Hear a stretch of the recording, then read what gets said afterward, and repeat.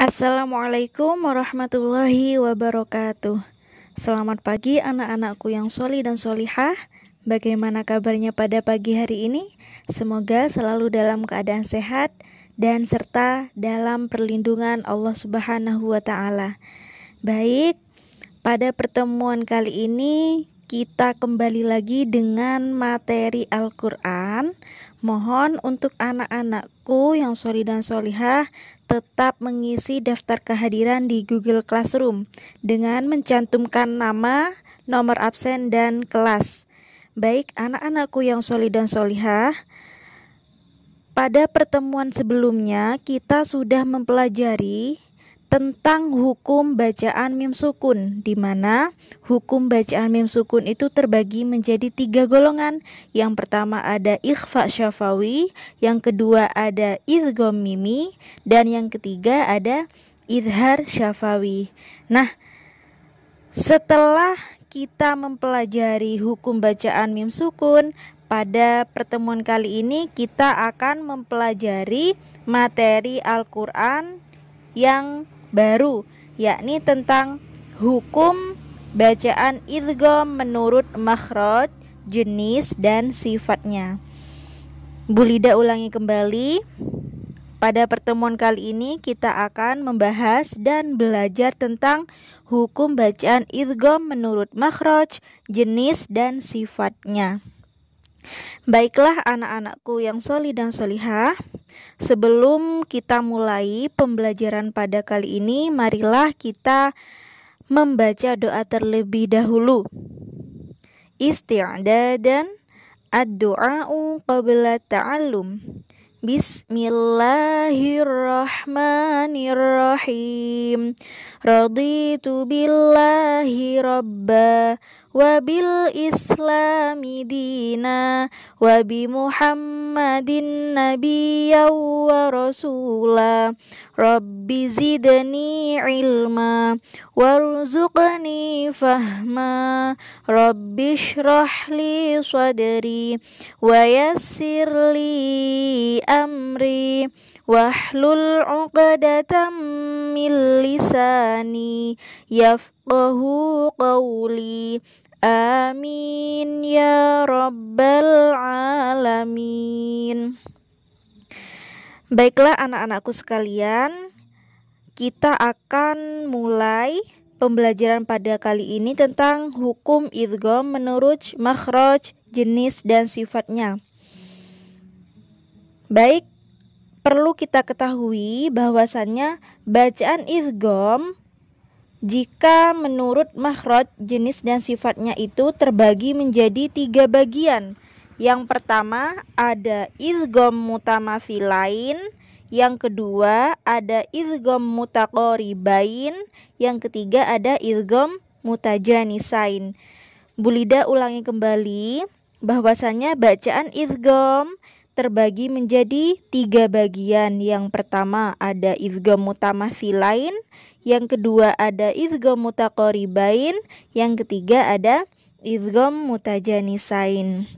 Nah, kita akan mempelajari 3 macam dari hukum bacaan idgham menurut makhraj, jenis, dan sifatnya. Namun pada pertemuan kali ini kita akan membahas terlebih dahulu tentang idgham mutamatsilain, ya. Kita akan membahas salah satu pembagian idgham. Yang pertama tentang idgham mutamatsilain. Baik, pengertian idgham mutamatsilain secara bahasa ialah idgham artinya memasukkan, sedangkan mutamatsilain artinya 2 huruf yang sama. Bu Lida ulangi lagi. Idgham artinya memasukkan, mutamatsilain artinya 2 huruf yang sama. Maksudnya 2 huruf yang sama adalah ada 2 huruf hijaiyah yang sama, ya. Yang pertama adalah huruf hijaiyah itu berharokat sukun, dan yang kedua adalah huruf hijaiyah yang berharokat hidup, baik berharokat fathah, kasroh maupun dhammah.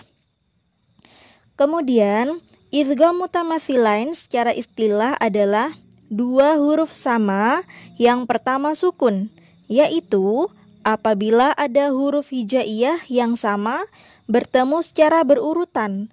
Huruf yang pertama sukun, sedang yang kedua huruf hidup atau berharokat. Seperti yang sudah Bu Lida jelaskan barusan, bahwasannya idgham mutamatsilain itu terjadinya huruf hijaiyah yang sama.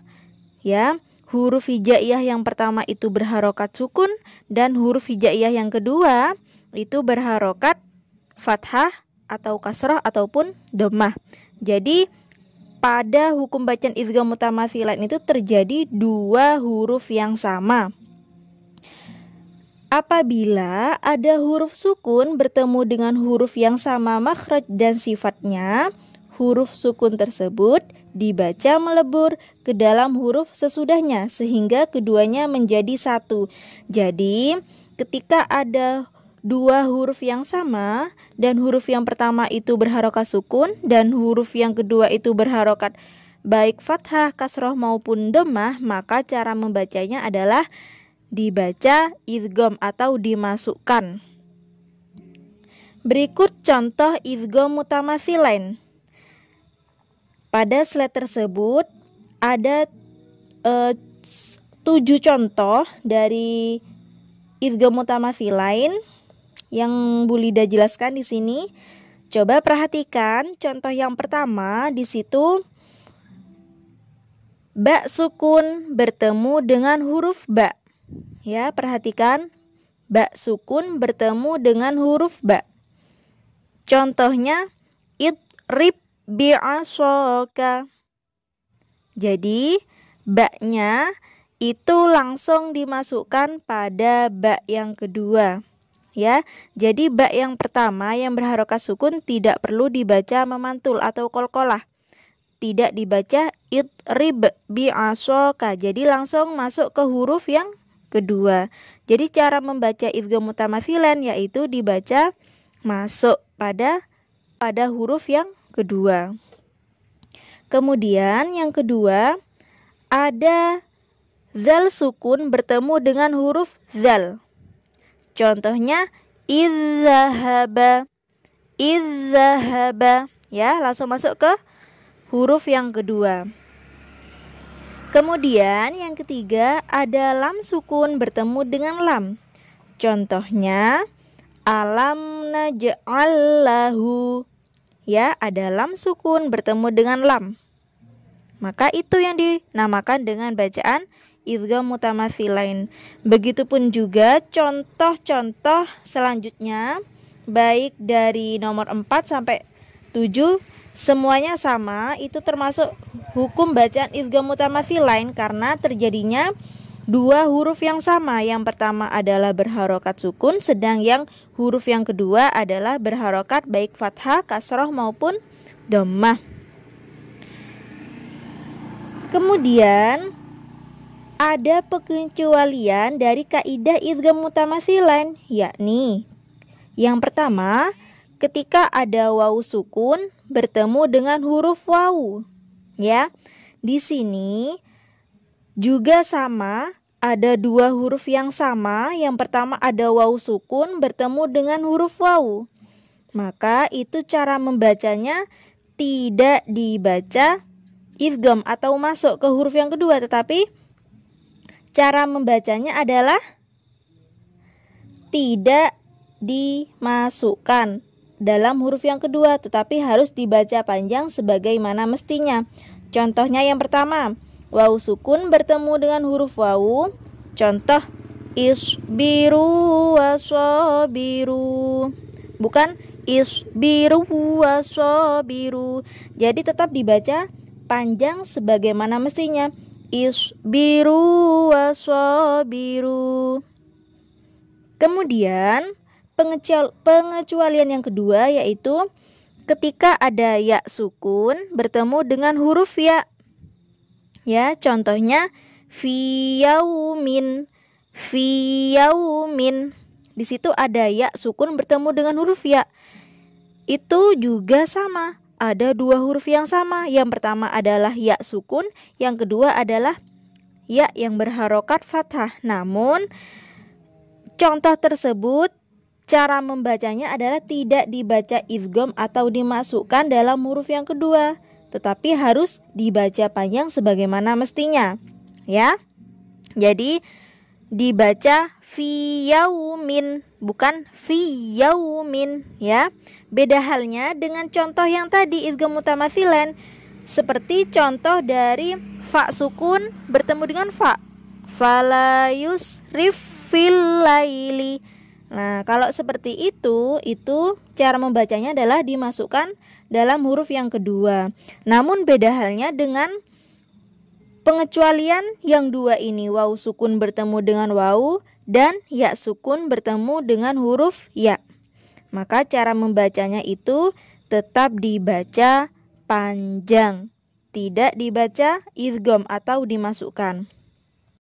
Baik anak-anakku, sebelum kita akhiri pembelajaran pada kali ini, mari kita bernyanyi bersama ya. Coba nanti anak-anakku sekalian bisa mengikuti Bu Lida. Bu Lida kasih contoh ya. 1, 2, 3. Dua huruf sama sedang yang pertama sukun idgham mutamatsilain namanya, kecuali lafadz pada contoh kita fi yauminis biru wasabiru nyata. Diulang kembali. Dua huruf sama sedang yang pertama sukun idgham mutamatsilain namanya, kecuali lafadz pada contoh kita fi yauminis biru wasabiru nyata. Nah, dari nyanyian tersebut kita dapat menyimpulkan bahwasannya idgham mutamatsilain itu adalah dua huruf yang sama. Huruf yang pertama itu berharokat sukun, sedang huruf yang kedua adalah berharokat, baik berharokat fathah, kasroh maupun dhammah. Maka cara membacanya adalah dibaca idgham atau dimasukkan pada huruf yang kedua, kecuali pada lafadz fi yaumin isbiru wasabiru, ya.